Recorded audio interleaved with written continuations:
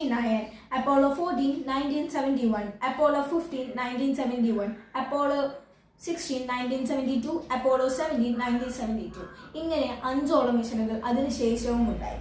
അതായത് 6 മിഷൻസും 12 ആസ്ട്രോണറ്റ്സും. പിന്നെ ഒരു സ്പെഷ്യൽ കേസ് കൂടിയുണ്ട്. അപ്പോളോ 13 ഒരു എക്സ്പോഷർ ആയിരുന്നു. മിഷൻ നടക്കുന്ന സമയത്ത് സ്പേസ് ക്രാഫ്റ്റിൽ ഒരു മേജർ എക്സ്പോഷർ ഉണ്ടായി. ഓക്സിജൻ ടാങ്ക് ഫെയിലിയർ ആയതാണ് കാരണം. അതിലുണ്ടായിരുന്ന ക്രൂസ് ആയിരുന്ന ജിം ലോവൽ, ജാക്ക് സ്വിഗർഡ്, ഫ്രെഡ് ഹൈസ്. ഇതിനുശേഷം മൂൺ ലാൻഡിംഗ് ക്യാൻസൽ ചെയ്യുകയും മിഷനിന്റെ ലക്ഷ്യം അവരെ തിരിച്ചെത്തിക്കുക, ജീവനോടെ തിരിച്ചെത്തിക്കുക എന്നതായി മാറുകയും ചെയ്തു. ആക്ച്വലി ആ മിഷൻ ഒരു ഫെയിൽ ആണെങ്കിലും ആ മനുഷ്യരെ അവർ തിരിച്ചെത്തിച്ചു. അതാണ് നാസ, അതാണ് science.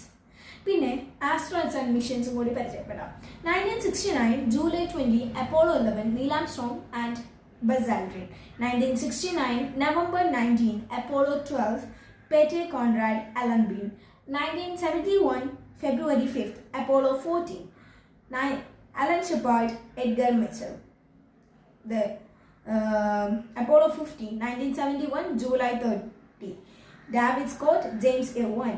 1972 April 21st Apollo 16 John Young and Charles Duke. And the last mission of Apollo 17 1972 December 11th Egan Cernan, Harrison Skimmett. ഇത്രയും 12 ആസ്ട്രോണറ്റ്സ് ആയിരുന്നു ആ 6 മിഷനുകളിലായി പോയിട്ടുണ്ടായിരുന്നത്. അപ്പോൾ ഇതിലുള്ള സയന്റിഫിക് എവിഡൻസ് എന്താണെന്ന് ചോദിക്കുന്നവർക്കുള്ള ഒരു റിയൽ ആൻസറിലേക്ക് വരാം. അത് റിയൽ ആണെന്ന് തെളിയിക്കാനുള്ള മൂൺ റോക്സ് ഇപ്പോഴും സയന്റിസ്റ്റുകൾ സ്റ്റഡി